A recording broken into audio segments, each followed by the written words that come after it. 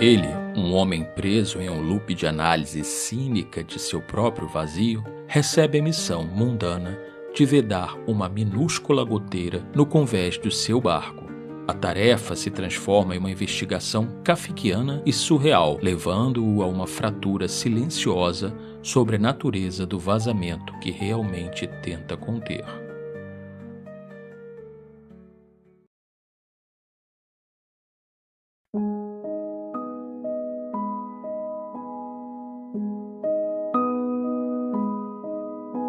A tarefa era simples. Uma pequena infiltração, uma brecha mínima, quase um capricho da madeira envelhecida no canto nordeste do convés. O barco, o breu, sim, o barco havia sido batizado com este nome. Era uma extensão óbvia de seu dono, ou ele era uma consequência inevitável do barco. A analogia se impunha com a força de um clichê cansado.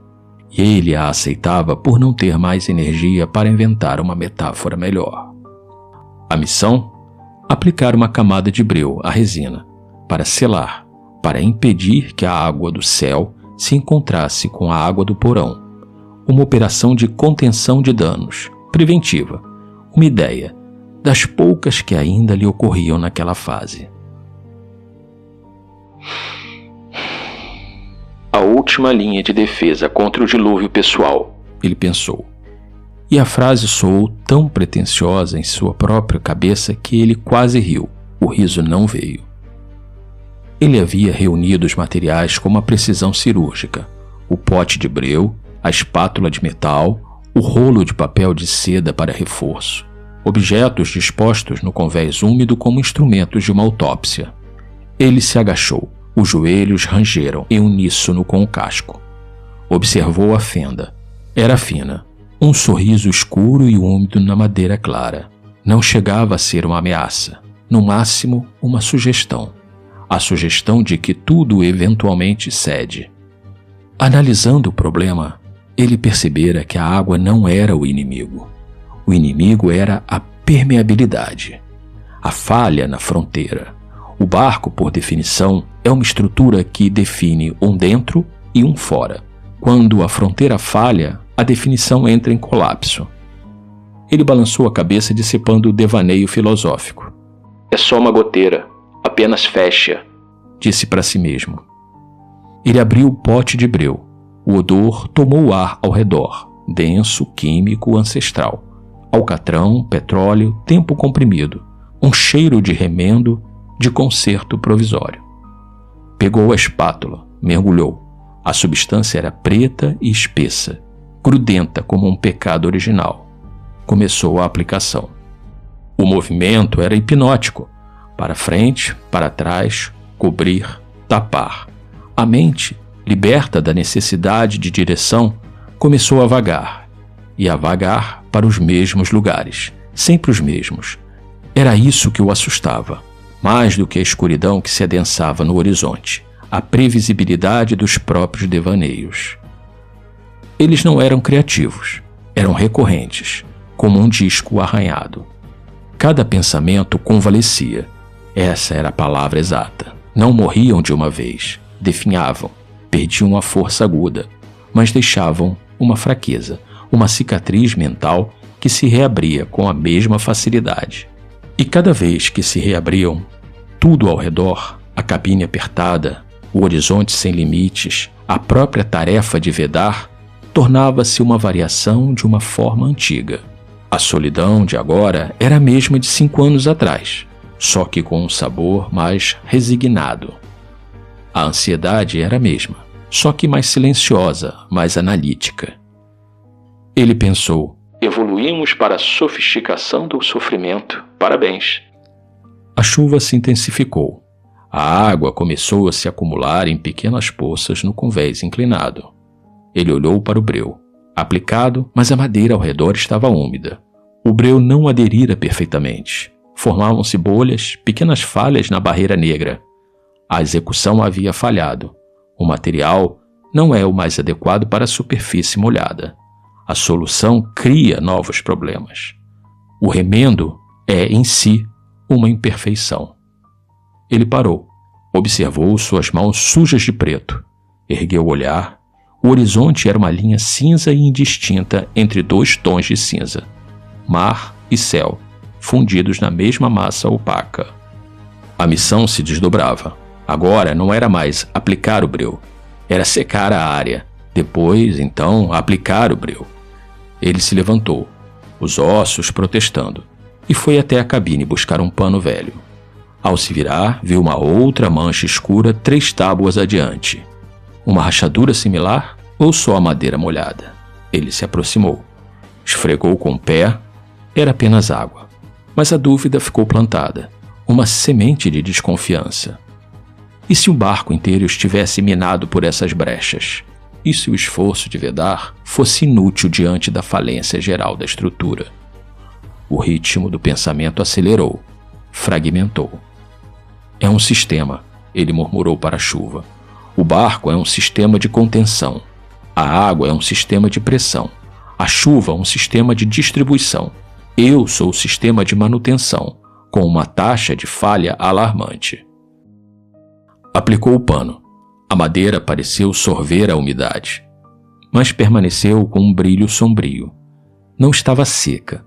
Nunca ficaria realmente seca, não aqui. Ele voltou a aplicar o breu sobre a superfície duvidosa. A espátula escorregou, deixando uma camada irregular e feia, um trabalho mal feito. A goteira original persistia. E agora ele tinha a nítida impressão de ouvir outro pingo, vindo de um lugar diferente. Então, surgiu uma memória intrusiva. O porão. Ontem havia água lá embaixo acumulada, escura, com um cheiro doce e podre. Ele bombeava e a água sempre voltava. De onde? Das juntas? Do próprio casco? Do mar que insistia em se fundir com a embarcação? Ele parou de bombear. Aceitou a lâmina d'água como parte integrante do breu. O barco não era mais uma coisa que flutuava sobre o mar. Era uma coisa que continha um pedaço do mar dentro de si, uma simbiose salgada. A missão agora tornara-se absurda. Vedar o convés para quê? Para manter o porão seco? O porão nunca estaria seco. Era como pretender tratar uma hemorragia com um band-aid. A risada presa na garganta finalmente soltou-se. Soou falsa no ar úmido, um efeito sonoro mal gravado de si mesmo. Ele se sentou no convés molhado, encostado no mastro.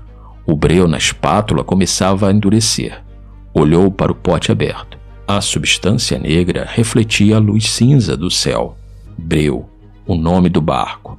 Não era um nome, era um diagnóstico. Era o material com o qual se tapa buracos. Era o que ele estava usando. Era o que ele era.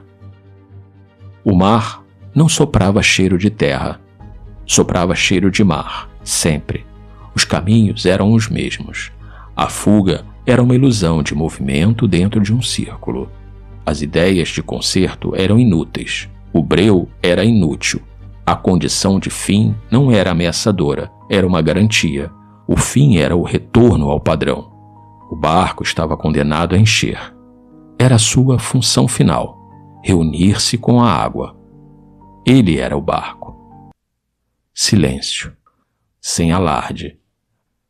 Ele não se moveu. A espátula caiu de sua mão, atingindo o convés com um baque surdo que não pareceu fazer nenhum som. Ele olhou para a fenda mal vedada.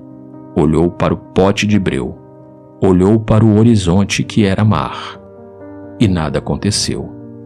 Nenhum tremor, nenhum suspiro de alívio, nenhuma lágrima.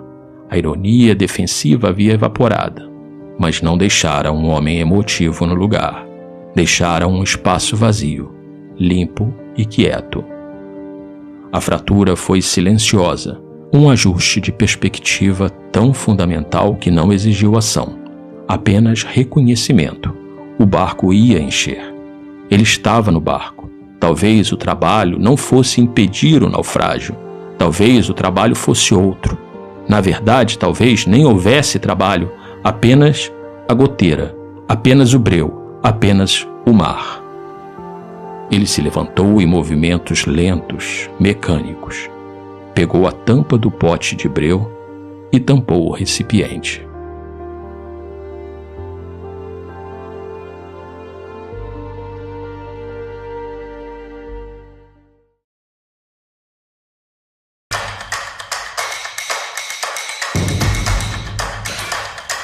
Essa história agora é sua.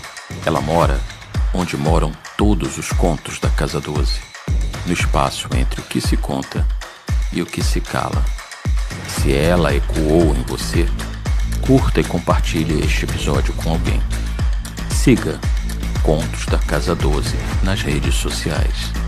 Afinal, algumas histórias só se completam quando são passadas adiante.